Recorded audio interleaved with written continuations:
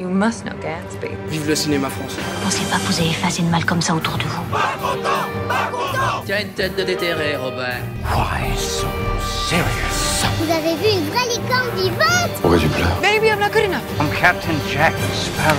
Vous voulez tout savoir de l'actualité du cinéma, les critiques, les infos exclusives et la possibilité de gagner plein de cadeaux? Vous êtes au bon endroit, bienvenue dans Clapement 5. Je m'appelle Aurélien Rapatel et j'ai le plaisir de vous retrouver avec la réouverture des cinémas enfin pour un nouvel épisode de votre podcast cinéma préféré.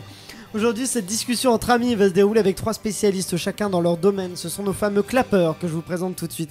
La première clapeuse, vous venez de l'entendre à l'instant, c'est... C'est ridicule. Oui. Elle est productrice et elle avait vu une sirène à Paris que nous allons critiquer dans un instant juste avant le confinement. Donc a priori, ça n'a pas porté chance. C'est Elsa Morel. Le 14 mars précisément. Samedi 14 mars. Notre second clapeur est journaliste et nous ne l'avions pas reçu depuis un moment. Il nous manquait et c'est Gabriel Thibault. Oh merci. Ah, Comment ça va? Nous retrouvons une attachée de presse aussi qui a plus d'un argument dans sa besace. C'est Emma Salvarelli. Bonsoir. Tout le monde va bien? Ah oui.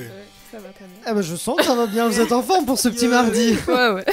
Les cinémas ont donc réouvert hier, signant ainsi le retour des critiques dans Clapement 5. Et aujourd'hui, c'est Une sirène à Paris, le film de Mathias Malzieu, avec Nicolas Duvauchel, Rossi de Palma ou encore Marilyn Lima, sorti le mercredi juste avant le confinement, que nous allons décortiquer de nos avis.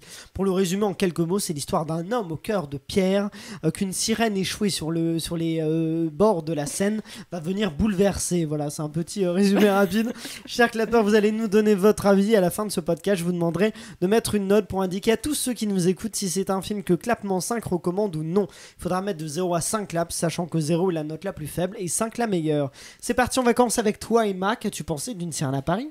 Alors, c'est un film assez guiré, je trouve, qui fait du bien, parce que c'est joyeux, c'est une jolie histoire assez romantique, qui voilà, c'est pas un mauvais moment, en fait. Non, mais, ça, c'est un compliment. Hein. Non, mais dans le sens où c'est pas vers ce genre de film que je vais me tourner principalement. Moi, je suis pas très film romantique, je suis pas, mais il fallait le voir, et franchement, je suis pas... j'aurais aimé ne pas payer pour aller le voir. Oh. Non mais c'est horrible à dire, mais c'est vrai. Tu voulais pas donner 8 € à Mathias Malzieu? Franchement, ça m'a fait un peu mal. Ça tacle à la gorge.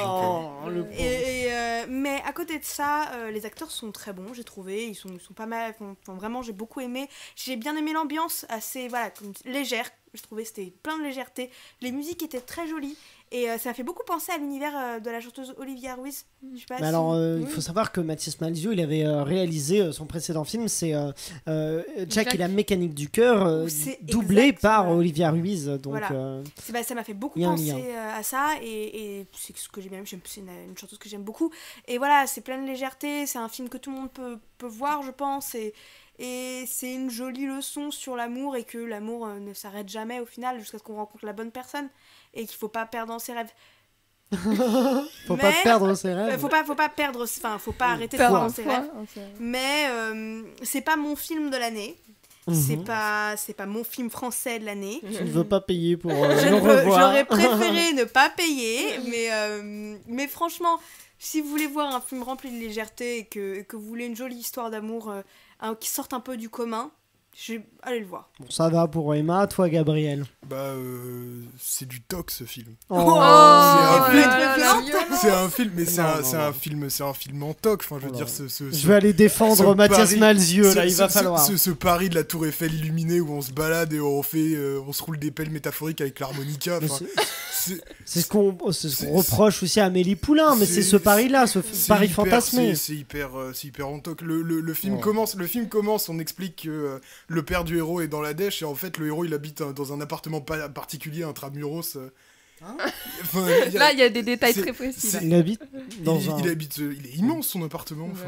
Oui, mais après il habite peut-être c'est pour les besoins du film. Mais je comprends bien, mais c'est pour ça je trouve que tout fait faux, et en fait la qualité que je trouve au film, et même je trouve que Nicolas Duvauchel, il est intéressant, mais il y a des moments de franche comédie où, quand il court à toute vitesse et que il essaie de passer les portes, et donc du coup il trébuche un peu, etc. c'est tellement artificiel. Et en fait, le truc, c'est qu'il y a une douceur des sentiments. Enfin, je comprends qu'on puisse trouver le film enchanteur, etc. Il est un peu merveilleux. Moi, j'aime beaucoup l'intro en animation. Je trouve qu'elle est vraiment très très bien faite. Mais par contre, je trouve que l'histoire... on dirait du papier mâché. Quoi. Oh là là, mais quelle violence. Bon, je vais défendre une Sirène à Paris, mais juste après Elsa, vas-y. Elsa. Moi, du coup, j'ose pas trop dire mon avis, mais non, mais en gros, je trouve que c'est un film effectivement très léger, mais qui repose essentiellement en fait, sur son casting et sa direction artistique. C'est-à-dire que les enjeux scénaristiques sont, je trouve, plutôt faibles et on tourne vite en rond. Alors, c'est adapté d'un livre écrit par Mathias Malzieu lui-même. Hein. Pardon, Mathias. C'est pour ça qu'à la base, vraiment, c'est quasiment plus un scénario qu'un film. Non, mais ça manque d'enjeux en fait pour vraiment nous tenir en haleine tout le long du film pour savoir ce qui va se passer. Mais je trouve que le trio d'acteurs Nicolas Duvauchel, Marilyn Lima et Rossi de Palma est génial.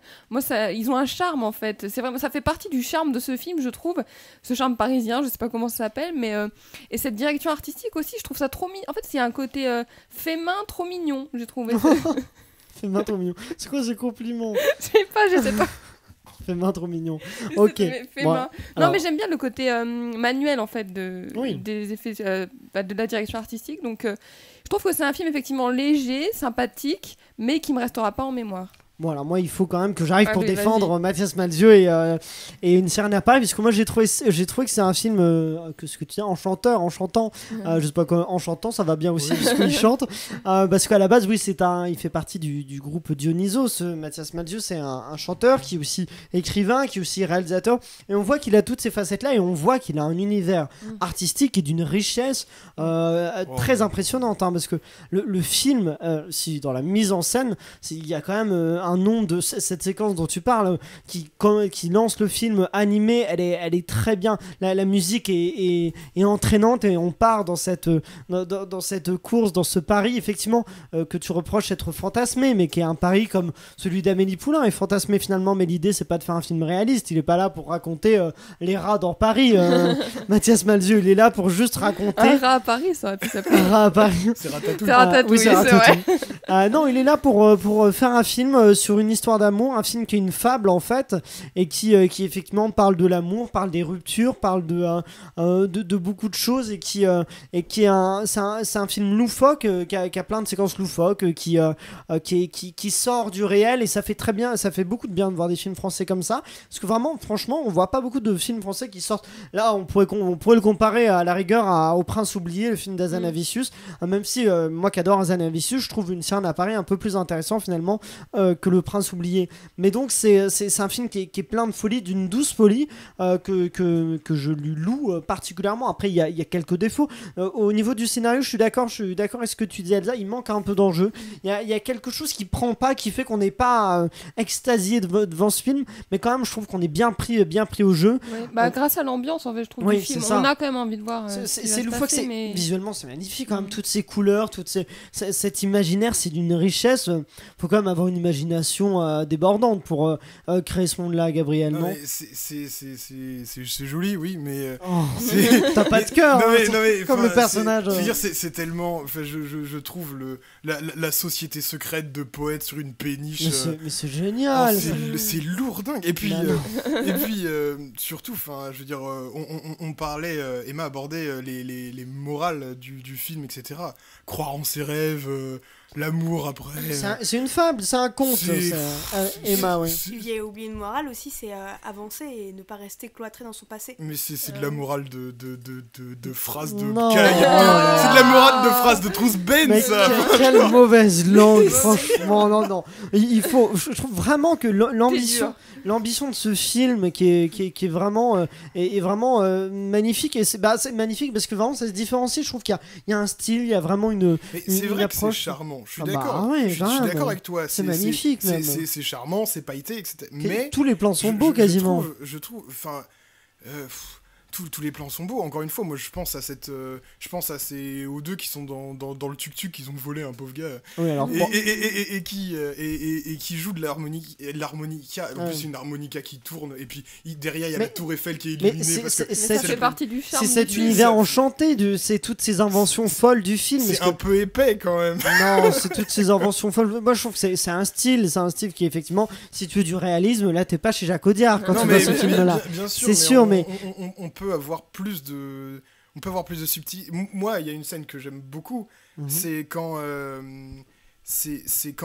ils sont dans le bar et que Duvauchel et Marilyn Lima et que ils discutent tous les deux et qu'elle lui parle de ce qu'elle a fait en tant que marin, etc. Et que il essaie de faire un pont. Toi, t'as tué 43 marins, moi j'ai eu 43 conquêtes, etc. Et là, je trouve qu'il y a une. T'aimes bien ça ? Ben moi, je trouve que là, pour le coup, il y a une loufoquerie qui est. Il y a une loufoquerie, moi ça m'a amusé. Bon, pour le coup, j'ai trouvé ça un peu lourd, le fait qu'il compare ça. Moi, ça m'a fait rigoler. Et j'aime bien aussi la scène où parce que il y a une 4e actrice que j'ai bien aimée dans ce film, c'est Romane Bohringer qui joue Bohringer, pardon, qui joue Milena, et je trouve que la scène où son amant meurt du chant de la sirène et qu'elle est à côté de lui, moi c'est une scène qui m'a touché. Enfin, il y a des moments où je trouve qu'il y a une pointe de vrai dans les sentiments qui perce cette ambiance.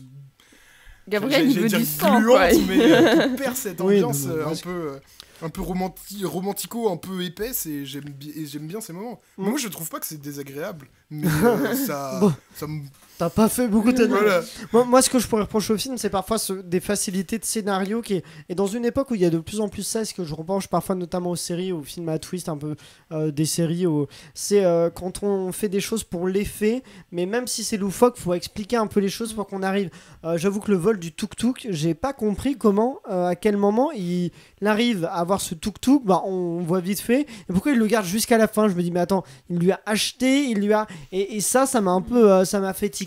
Et il y a plusieurs éléments comme ça un peu où je me dis mais on arrive là, mais j'ai l'impression qu'il a dû couper des choses peut-être. Je sais pas si son film était trop long, mais j'ai l'impression qu'il y a des choses vraiment qui nous manquent, comme par exemple quand il apprend que son père a mis la cabine à musique chez lui, je sais pas comment ils appellent ça déjà dans le film, l'a amené chez lui, il la reçoit le matin, il part sur la péniche le matin, et il en ressort le soir alors qu'il vient juste d'engueuler son père, il repart, et là d'un coup c'est le soir, il va croiser la sirène, et là, je suis désolé, même si c'est loufoque, il y a un petit manque de, on est en mode mais pourquoi attends, t'étais... de cohérence, hein, oui c'est ça, c'était le matin, d'un coup c'est le soir, et c'est des petites choses comme ça où je me demande s'il a pas coupé des choses, c'est ça, mais du coup ça manque un peu quand même moi ça m'a fait tiquer quoi. Oui Emma. Moi au contraire, c'est pas ça qui m'a dérangé, parce que je trouve ça va dans le rythme du film, que c'est une histoire romantique et que tout peut se passer, que tout est faisable. Non, mais c'est dans les histoires romantiques, c'est comme ça. C'est voilà, c'est des détails. Au final, c'est le pouvoir de l'amour qui remporte. Mais non, mais c'est réellement ça. C'est pour ça que ça m'a pas choqué, parce que pour moi, ça allait avec l'ambiance du film et que ça allait avec cette idée que voilà, c'est des détails. Et la réelle chose importante, c'est la morale de cette histoire et qu'est-ce que ça nous apporte en tant que personne. Pour un film, moi, c'est pas ce qui m'intéresse le plus dans un film. Ce qui m'intéresse pas le plus, c'est pas la morale, au contraire, c'est toujours un peu les morales, c'est un peu facile d'ordonner. Et aussi, moi, je trouvais justement que ce film avait pas trop une ambiance parisienne, mais plus une ambiance hispanique. J'ai bien aimé. Il y a Rossi de Palma. Mais en dehors de Rossi de Palma, c'est l'ambiance, la fête, la danse, tout le monde danse, tout le monde chante, tout le monde. C'est très gai, très hispanique, j'ai trouvé. Gabriel, est-ce que tu veux. Moi, il y a, à propos des scènes manquées, etc., je trouve qu'il manque une conclusion pour la partie sur le livre d'images, qui à la fin est donné au barman et il disparaît complètement. Parce que s'il y a un truc que j'avais vraiment bien aimé dans ce livre, c'est la différence entre les sentiments et les objets. C'est-à-dire qu'au début... Dans ce film Oui, dans ce film. Ah, d'accord, t'as dit dans ce livre, du coup je comprenais pas si tu parlais du... Dans ce film, c'est que au début, il est un peu homme-enfant, il vit avec tous ses gadgets, etc. Et puis, métaphoriquement, quand il trouvera l'amour, ça va détruire tout son attachement au truc du passé, et puis il va finir par décider de la suivre, il va prendre la péniche, etc. J'ai trouvé ça beau, mais je me demande, du coup, qu'est-ce que devient ce livre ? Parce que j'avais l'impression que le film essayait de concilier... une volonté d'avoir des héritages avec toute la tradition de la grand-mère, etc. Et une volonté de pas toujours stagner, avancer. Le bar, il fallait qu'il disparaisse, ils sont tous plus ou moins d'accord. Donc je trouve qu'il manque une scène pour nous dire que devient ce livre. Est-ce qu'il est remisé au tiroir comme les positions matérielles ? Il l'a pas je crois qu'il l'a dans le bateau à la fin, quand il conduit le bateau. Dans la dernière scène où on voit le livre, c'est Milena qui l'apporte au barman et le barman il lui dit... Mais t'es sûr que moi il me semble que quand il conduit le bateau à la fin, je me demande si il est pas devant lui. Peut-être, mais moi je l'ai pas vu. D'accord, toi ça demande une conclusion pour le livre, étonnant. D'accord, non, je voudrais d'ailleurs saluer la prestation de Nicolas Duvauchel, qu'on voit pas beaucoup dans ce genre de film-là, dans ce genre où il est... Et là j'ai trouvé vraiment... Il a un charme fou en fait dans ce film. Oui, ça il est beau gosse. Mais par sa prestation aussi. Oui, c'est ça, on le redécouvre dans un rôle plus guiré, même si un peu sombre, un peu guiré, alors que d'habitude il fait des rôles plutôt sombres, plutôt de personnes un peu meurtries. Là il l'est un peu, mais du coup il apporte aussi une fraîcheur, quelque chose un peu finalement, je trouve, comme on avait vu Vincent Cassel dans Hors Norme, une nouvelle facette à son jeu que je voudrais particulièrement souligner. Je vais vous demander vos notes justement pour conclure. On va commencer avec toi, Emma. Alors moi je mets un 2,5. 2,5 sur 5 pour disons, c'est pas moyen pour Emma. C'était pas mauvais, mais c'était pas catastrophique, mais c'est pas le meilleur film que j'ai vu. On rappelle que ça valait pas le coup de payer. Oui, c'est pour ça, 2,5. Elsa. Moi j'encourage un peu, 3. 3 pour Elsa. Gabriel. 2. Oh là là. Heureusement que je suis là pour soutenir un peu plus ce film. Je vais mettre 3,5 parce que j'aurais du mal à monter au-dessus parce qu'il manque quelque chose, du panache. Finalement, il parle de panache dans le film. Il manque un peu de panache, mais en même temps, je trouve vraiment que ça fait du bien de voir des films français comme ça, courageux, qui ont des choses à raconter, notamment dans leur mise en scène. Donc, félicitations à Mathias Malzieu. Si tu nous écoutes. Voilà, et désolé pour ce qu'a dit Gabriel et Emma qui voulait pas payer sa place. Mais je l'ai payé, c'est le principal. Voilà, merci beaucoup, vous n'hésitez pas. Donc ça fait comme moyenne 2,75 sur 5 labs, donc entre 2,5 et 3. Donc c'est un petit peu au-dessus de la moyenne, mais un petit peu moyen pour les clapeurs. Moi je vous le conseille quand même, mais voilà, vous pouvez aller le revoir avec la réouverture des cinémas. Allons encourager nos cinémas en allant voir une série à Paris ou encore d'autres films. Vous n'hésitez pas à nous dire quelle note sur 5 claps vous mettez au film. Vous pouvez nous dire ça en commentaire sur Facebook, Instagram et Twitter avec le @clap5. C'est la fin de cet épisode. Merci à vous tous de l'avoir suivi. Merci à tous nos clapeurs.